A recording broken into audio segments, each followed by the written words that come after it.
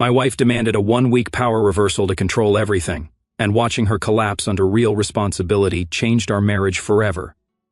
I walked through the front door of our house in suburban Phoenix at exactly 6:15 p.m., same as every Tuesday for the past 3 years. The Arizona heat was still scorching in these final days of August, and I was looking forward to a cold beer and maybe catching the end of the Cardinals game. But the moment I stepped inside, something felt different. She was standing in the living room with her arms crossed, wearing this expression I'd never seen before. Not angry, not upset, but determined, like she'd been rehearsing something all day. "We need to talk," she said, pointing to the couch like I was about to get called into the principal's office. I set down my keys and grabbed a bottle of water from the fridge instead of that beer. Something told me I was going to need complete clarity for whatever was coming. "All right, what's going on?" She pulled out her phone and started reading from what looked like notes. "I've been doing a lot of thinking about our relationship dynamic, and I've decided we need a complete power reversal." I blinked. "And what now?" "You heard me. For 1 week starting tomorrow morning, I'm going to be the one in charge of everything. You're going to follow my lead, my rules, my schedule. No questions, no pushback, no taking initiative unless I specifically ask for it."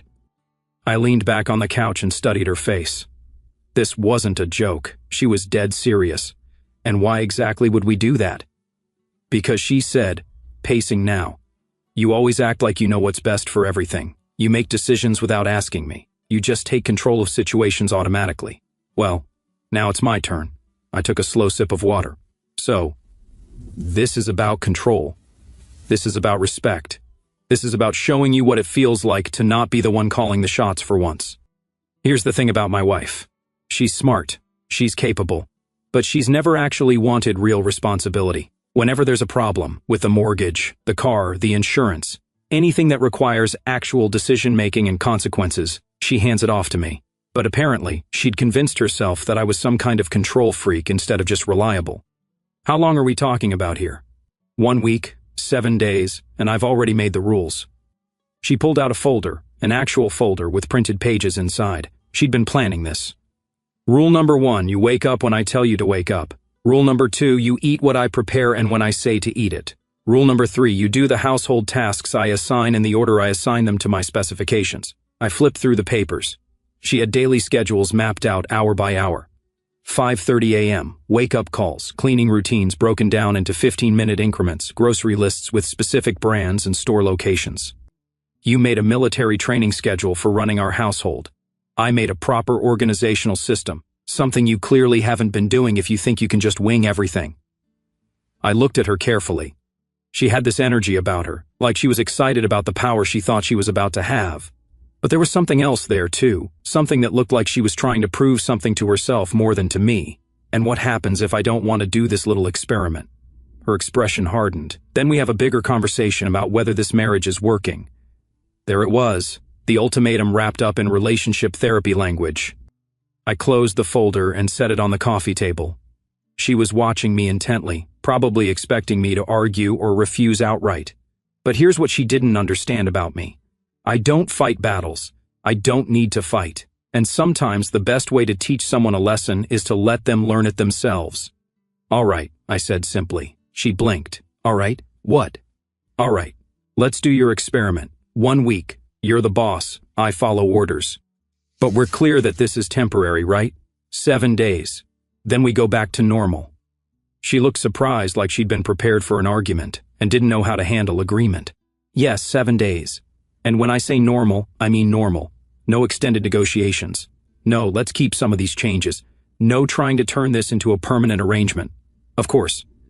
I stood up and headed toward the stairs. "When do we start?" "Tomorrow morning, 5:30 a.m., sharp." I turned back to look at her. She was holding that folder like it was some kind of trophy. "Just so we're clear," I said, "being in charge means you're responsible for the consequences of every decision you make, not just the fun parts where you get to give orders. Everything that goes wrong, every problem that comes up, every situation that needs handling, that's all on you now." For just a second, I saw something flicker across her face. Doubt, maybe. But then she lifted her chin. "I can handle it. I'm sure you think you can." I went upstairs and took a shower, thinking about what the next week was going to look like. She had no idea what she just signed up for. Running a household, making real decisions, handling actual problems. It wasn't about writing schedules and giving orders. It was about being the person everyone looks to when things go sideways. When I came back downstairs, she was still at the kitchen table with more papers spread out, making modifications to tomorrow's schedule with a red pen. "One more thing," I said. "During this week, I'm not going to help you figure anything out. I'm not going to give advice or suggestions or point out when things might not work. You want to be in charge, you get to actually be in charge." She looked up from her papers. "Good. That's exactly what I want." "Perfect, then I'll see you at 5:30 tomorrow morning." I went to bed that night knowing exactly how this was going to end, but she was going to have to learn it the hard way. The alarm went off at 5:30 a.m. sharp, but I was already awake, not because I was nervous, but because I wanted to see exactly how she planned to handle her first day as the household drill sergeant. I heard her footsteps in the hallway before she knocked on the bedroom door. "Tommy, get up. Move it." I sat up and stretched. "Good morning to you too." She was standing in the doorway wearing workout clothes and holding a clipboard. A clipboard. She'd actually gone to Target and bought office supplies for this. "Shower, get dressed, and be downstairs in 15 minutes. Breakfast is at 6 sharp." "What's for breakfast?" She consulted her clipboard. "Oatmeal with blueberries and coffee. Black coffee." I normally drink my coffee with cream, but apparently that wasn't part of the new program. When I got downstairs, she had everything laid out like a cafeteria line. One bowl of oatmeal, measured portions of blueberries, and a mug of black coffee that tasted like it could strip paint. "Eat quickly. Kitchen cleaning starts at 6:15. I took a spoonful of oatmeal. It was bland and watery. "Did you add salt to this? You'll eat what's provided. No special requests, right?" I finished the oatmeal without another word and waited for my next assignment. She flipped to a new page on her clipboard. "Kitchen cleaning protocol. Load dishwasher according to the diagram I taped inside the door. Wipe down all counters using the spray bottle I labeled counter cleaner. Sweep and mop the floor using the supplies I set out by the pantry." I looked at the dishwasher. She'd actually drawn a diagram showing exactly where each type of dish should go. Plates on the bottom rack, bowls in the back, cups in the front. Like I hadn't been loading our dishwasher for 3 years. "Any questions?" she asked. "Nope." I started loading dishes while she stood there with her clipboard watching me like a supervisor on a factory floor. When I put a bowl in what she apparently considered the wrong slot, she cleared her throat. "The diagram shows bowls go in the back section. I moved the bowl. My mistake." She made a note on her clipboard, actually wrote something down like she was documenting my performance. After I finished the kitchen, she handed me a detailed grocery list. Not just items, but specific brands, sizes, and even which aisle to find them in at the Fry's on Camelback Road. "Be back by 10 o'clock. I'll have your next assignment ready." The grocery store trip was surreal. She'd written everything down like I'd never shopped before. Tide detergent, 150 container, aisle 5. Cheerios cereal, family size, aisle 8. I found myself following her instructions exactly, not because I had to, but because I was curious to see how much energy she'd put into micromanaging groceries. When I got back, she was waiting with another checklist. Living room cleaning. Vacuum all surfaces, including under couch cushions. Dust all surfaces with a microfiber cloth. Organize magazines by date. Water the plants using exactly 1 cup of water for each plant. I looked at her. 1 cup for each plant? That's what I said.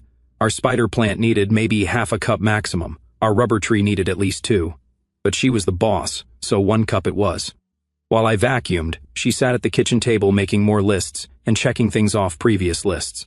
She looked genuinely happy, like this was the most productive she'd felt in months.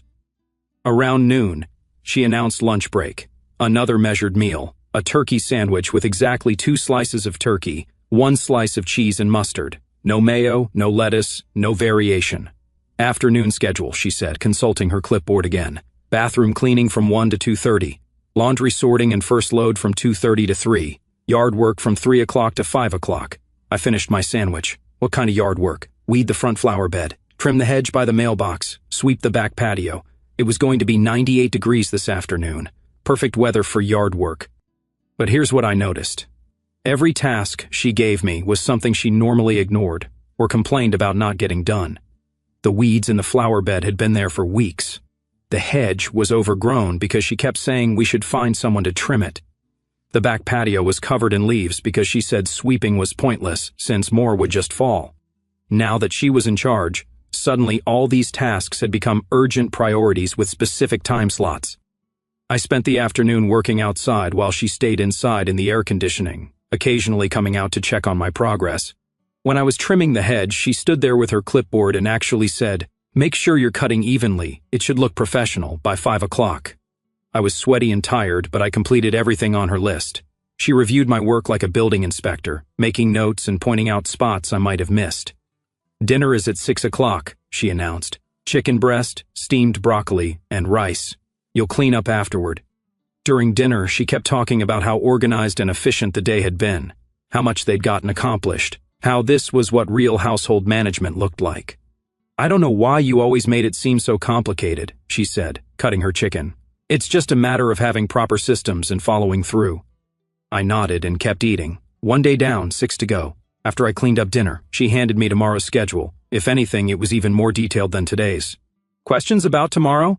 I looked at the schedule. 5:30 wake up again, more measured meals, more timed cleaning sessions. She'd even scheduled my bathroom breaks. "Nope. Looks comprehensive." She seemed pleased with that response. "Good. This is working exactly like I thought it would." I went to bed that night wondering if she'd noticed that being the person who makes all the schedules and gives all the orders meant she was also the person who had to solve every problem that came up. But so far, day 1 had been pretty smooth. That was about to change. Day 2 started the same way as day 1. 5:30 a.m.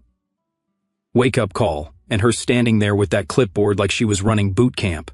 But 20 minutes into her perfectly planned morning routine, reality decided to throw its first curveball. I was in the middle of my assigned kitchen cleaning when we both heard it, a loud grinding noise from the laundry room, followed by complete silence. She looked at me from her position at the kitchen table where she'd been reviewing today's schedule. "What was that?" "Sounds like the washing machine." The grinding noise happened again, then stopped. Then nothing. She got up and walked to the laundry room. I could hear her opening and closing the washer lid, pressing buttons. A few seconds later, she came back looking frustrated. "It's not working. It starts to fill with water, makes that noise, then shuts off." I continued wiping down the counters. "Okay." She stared at me. "Well, what do we do?" "I don't know. You're in charge of household decisions now." Her eyes narrowed. "Don't be difficult. Obviously, we need to fix it. Obviously. So, what's your plan?" She looked back toward the laundry room, then at me, then at her clipboard. "This wasn't on today's schedule. I'll call someone." "Who?" "A repair company." "Which one?" Another pause. "I don't know. I'll look one up." I finished the counters and moved on to loading the dishwasher. She stood there for another minute, clearly expecting me to jump in with suggestions about which repair company to call or whether we should check the warranty first or any of the dozen other considerations that come with appliance problems. When I didn't offer anything, she went to get her phone. 20 minutes later, she was still on hold with the first repair company. When she finally got through, they told her the earliest they could come out was Friday. She hung up and immediately called another company. "Thursday afternoon is the earliest, that's 3 days from now." While she was making calls, her work phone started ringing. She looked at it, looked at me, still following my kitchen cleaning checklist, and answered. "What?" "No. I told you the Morrison account needed those revisions by Wednesday." "Yes, I know it's Tuesday. That's why I'm saying. Can you hold on?" She covered the phone. "I have to take this call. It's work." I nodded and started sweeping the floor. For the next 40 minutes, she was on the phone dealing with some crisis at her marketing firm. Apparently, someone had misunderstood her instructions on a client presentation, and now she was trying to fix it remotely while also still calling washing machine repair companies during breaks in the conversation. By 10 a.m., she was behind on her own schedule. I was still following my assigned tasks exactly as written, but she was supposed to be supervising my grocery store trip, and instead, she was juggling phone calls and looking increasingly stressed. "Just go to the store," she said, waving her hand at me while balancing 2 phones. "Get everything on the list." "What about the washing machine? I'm handling it." I went to Fry's and took my time, following her detailed instructions exactly. When I got back 1 hour later, she was sitting at the kitchen table surrounded by papers, her laptop open, and at least 3 different phone numbers written on sticky notes. "The repair guy can't come until Thursday," she said without looking up. "And we have a load of clothes sitting in water that's probably getting moldy." "That's a problem." "Yes, it's a problem. A big problem." She looked at me like she expected me to solve it. When I didn't say anything, she sighed and went back to her laptop. "I'm trying to find a different repair company, but everyone's booked up this week." Around noon, the next problem hit. She was opening the mail when she stopped and stared at one envelope. "This is a notice from the insurance company. They're saying our car insurance payment was declined." I was in the middle of my assigned lunch prep, assembling her specified turkey sandwich with exact proportions. "What does it say exactly?" She read from the letter. "Payment method on file was declined. Coverage will be suspended if payment is not received within 5 business days." When was it supposed to be paid? Last week sometime. She was flipping through more mail. Here's another one from the electric company. Same thing. I set her sandwich in front of her.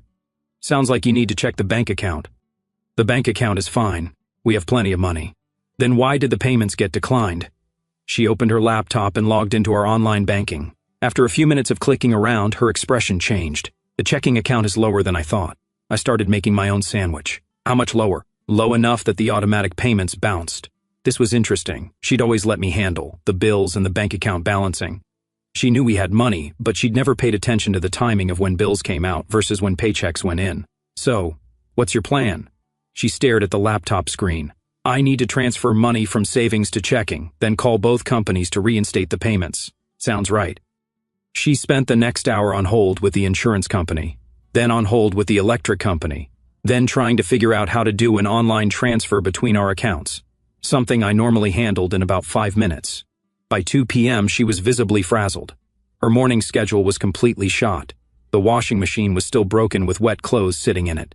She'd missed 2 work calls while dealing with the payment issues, and she kept looking at me like she was waiting for me to step in and take over, but I was busy following today's assignment, bathroom cleaning from 1:30 to 3 o'clock p.m. When her phone rang again, and it was her boss asking where the Morrison revisions were, she looked like she might cry. "I'm working on them right now," she said into the phone, while frantically opening files on her laptop. "I'll have them to you by 4 o'clock. After she hung up, she looked at me scrubbing the bathroom sink. "I can't get everything done today. That's rough. Maybe you could help with a few things while I finish this work project." I stopped scrubbing and looked at her. "Help how? Like maybe call a few more repair companies or deal with the wet clothes in the washing machine. I thought you were handling the household decisions this week." "I am. I'm just saying maybe you could execute some of the solutions I come up with." "Which solutions?" She paused. "I'm still working on them." I went back to scrubbing the sink. "Let me know when you figure them out." At 3 o'clock p.m., I moved on to my next scheduled task, organizing the garage. She was still at the kitchen table trying to finish her work project while also researching washing machine repair and checking bank account balances. By 5 o'clock p.m., she looked exhausted. Her perfect schedule was completely destroyed. The washing machine problem wasn't solved, the work project was half finished, and she was starting to realize that being in charge meant more than just writing lists and giving orders.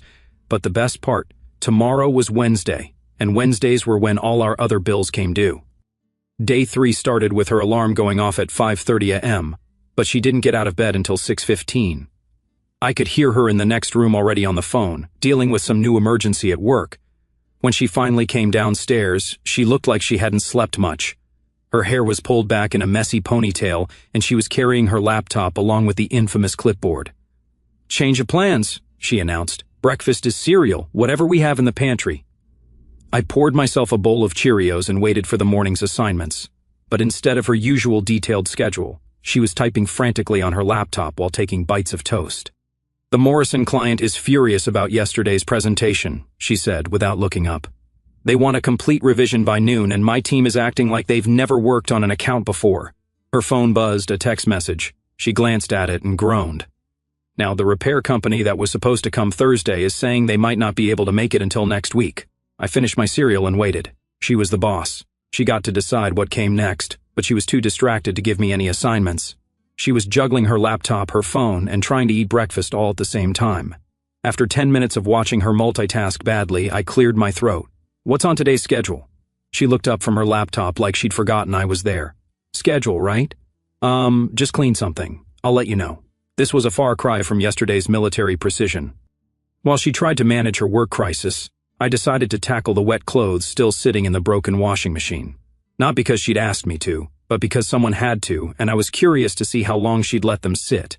"They're getting moldy." I pulled out the soggy clothes and wrung them out in the utility sink. They've been sitting in water for almost 24 hours now. A few items were definitely going to need re-washing whenever we got the machine fixed. Around 10 a.m., she got a phone call that made everything worse. "What do you mean?" "There's a scheduling conflict," she said into the phone. "We booked this 3 weeks ago." "No, we can't move it to next month. The client presentation is Friday." She hung up and immediately called someone else. "Can you get us into the conference room at the Marriott by Thursday? I don't care what it costs." While she was dealing with that, the mail arrived. I brought it in and set it on the kitchen table next to her laptop. She glanced at it and her face went white. "That's a traffic ticket." "When did I get a traffic ticket?" I looked at the envelope. "It's dated from last Friday, running a red light on Camelback and 32nd Street. She stared at it. "I don't remember running any red light." Apparently the camera remembers. She opened the envelope. $250 for a red light. Plus, there's a deadline to pay it or contest it. She looked at the date. That's next Tuesday. How am I supposed to deal with this by next Tuesday when I can't even get a washing machine repaired by Thursday? I was starting to see the pattern. When I normally handled all this stuff, I dealt with problems as they came up, one at a time, with the experience to know which ones were urgent and which ones could wait. She was trying to handle everything at once with no system and no experience, and it was overwhelming her. Her phone rang again. This time it was our insurance company. "Yes, I made the payment yesterday." "What do you mean it was declined again?" "I transferred money to cover it. How much is in the account right now?" She put the call on hold and logged into our bank account. Her expression got worse. "We're overdrawn. The transfer I made yesterday bounced because I miscalculated how much was in savings." "How much are we overdrawn?" $67, which means we got charged an overdraft fee, which made us more overdrawn, which probably means more fees. She was spiraling. I could see it happening in real time. The insurance company came back on the line and told her that our car insurance was officially suspended. We had 48 hours to reinstate it or our registration would be flagged. After she hung up, she just sat there staring at the pile of problems on the table. The traffic ticket, the bank overdraft notices, the repair appointment that might not happen, and the work project that was due in 2 hours. "I can't do all of this," she said quietly. "That's a lot to handle," I agreed. She looked at me hopefully. "Maybe you could call the bank and sort out the overdraft situation." "I could, but you're the one in charge of financial decisions this week. I'm not asking you to make decisions. I'm asking you to execute the decision I'm making to fix the bank problem." "What's your decision?" She paused. "Transfer more money from savings to checking to cover the overdraft. From which savings account?" Another pause. "We have more than one savings account." This was the problem. She knew we had money, but she'd never paid attention to how it was organized or managed. We had our regular savings account, the emergency fund that was in a different bank, the vacation fund, and the account where we kept money for tax payments. Yes, we have several accounts. Then transfer money from whichever one has the most in it. What if that money is earmarked for something else? She looked lost. I don't know what's earmarked for what. Her work phone started ringing again. While she answered it, our neighbor knocked on the front door. I could see him through the window, pointing toward our driveway. "Hang on," she said into her work phone, then looked at me. "Can you see what he wants?" I opened the door. Our neighbor looked annoyed. "Your sprinkler system has been running all night. Water's been flooding into our driveway since about midnight."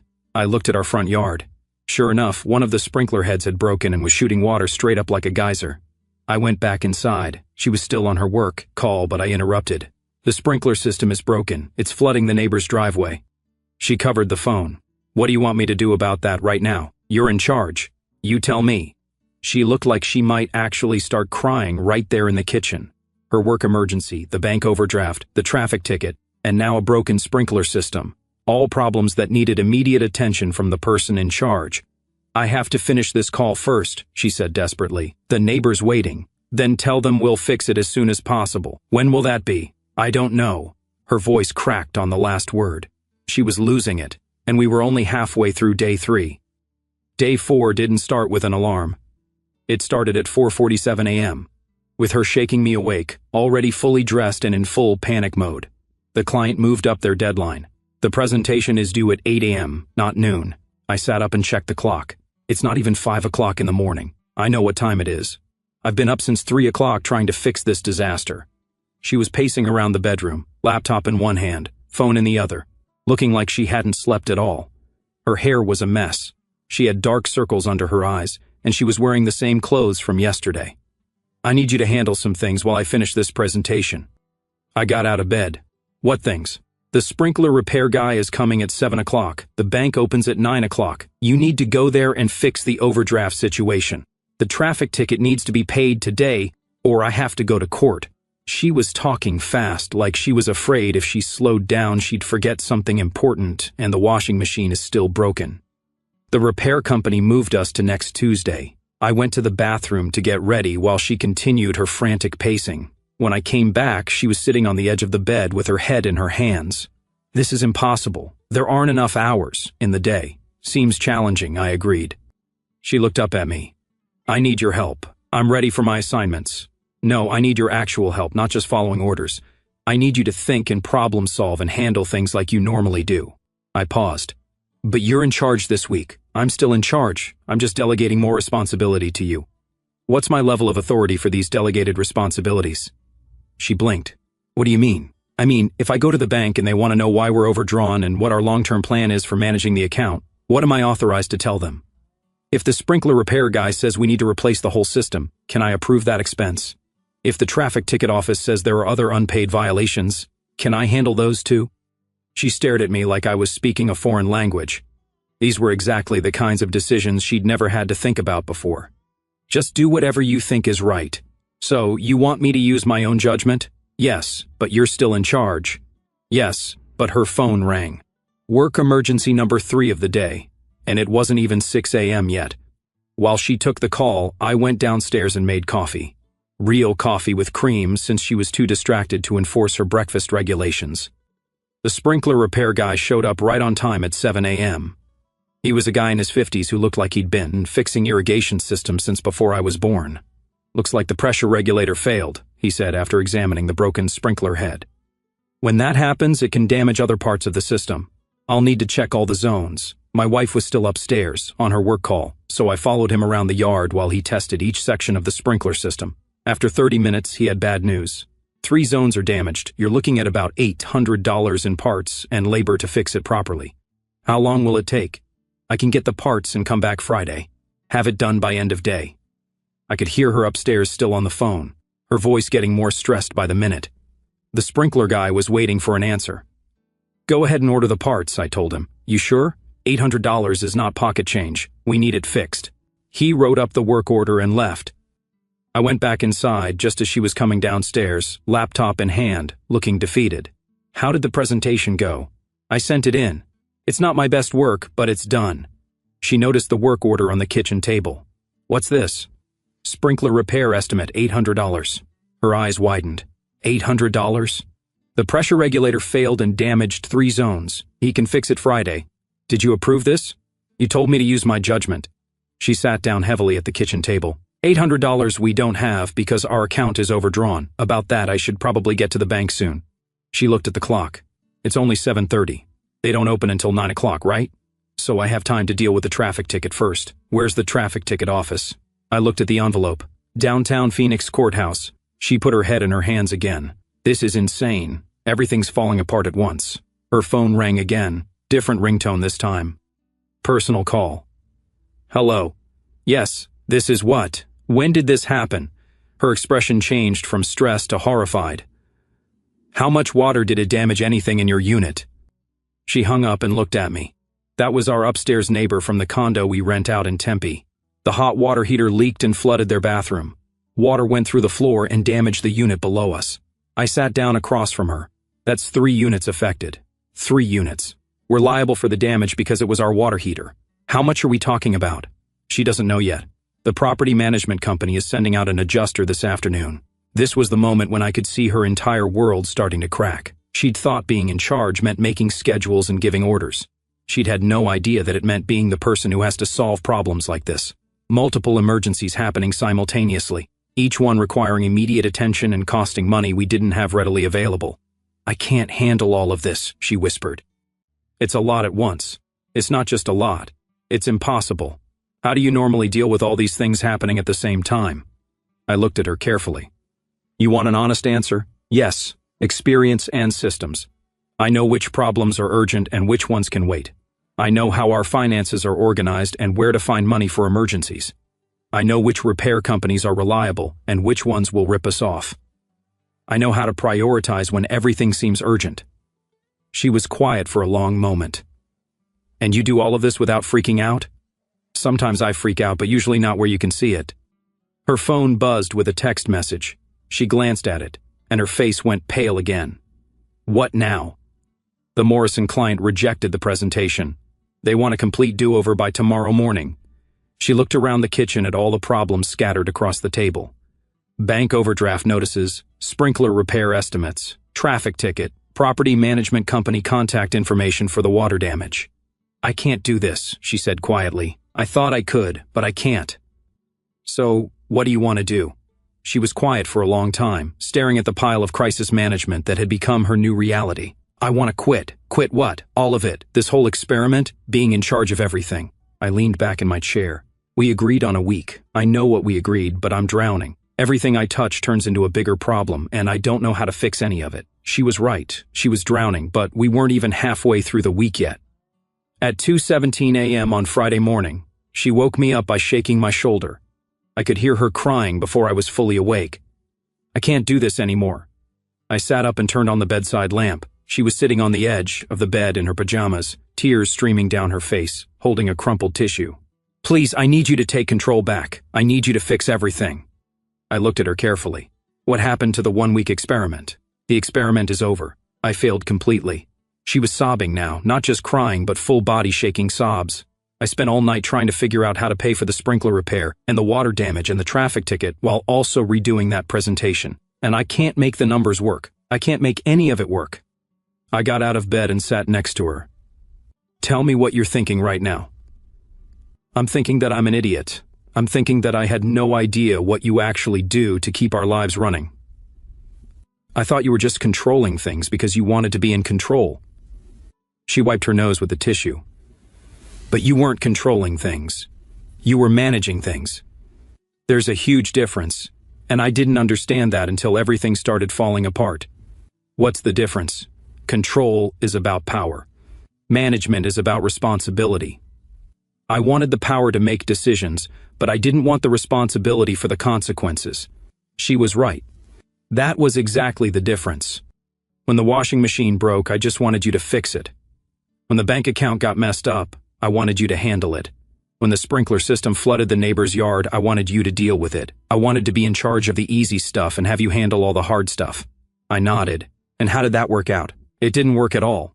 Everything got worse because I was trying to micromanage things I didn't understand while ignoring the big problems that actually mattered. She looked at me with red, swollen eyes. I owe you an apology. A huge apology. I thought you were being controlling and dominating, but you were just being competent. You were handling all the stuff I didn't want to think about so I could focus on the things I cared about. What do you want now? I want you to take charge again.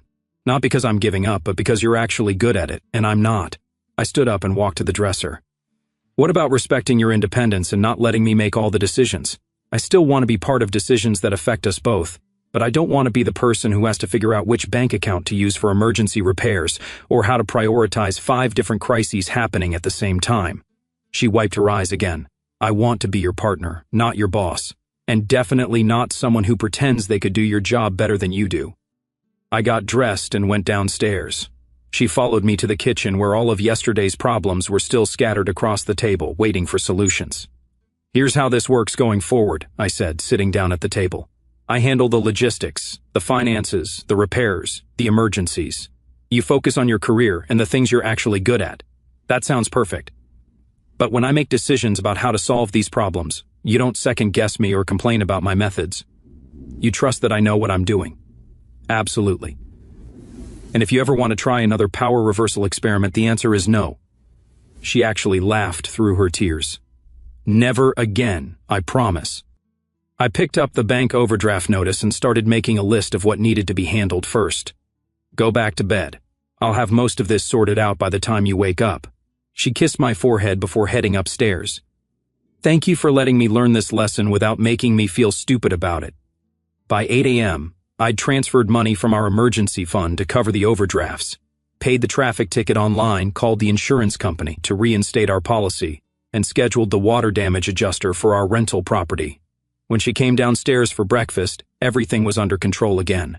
How do you make it look so easy? Practice. And knowing that being in charge isn't about getting respect, it's about earning it. She poured herself coffee and sat down next to me.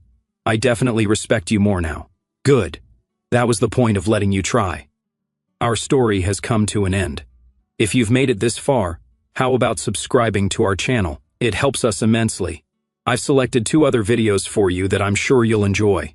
Feel free to click on them. I'll be waiting for you in the next story. See you soon.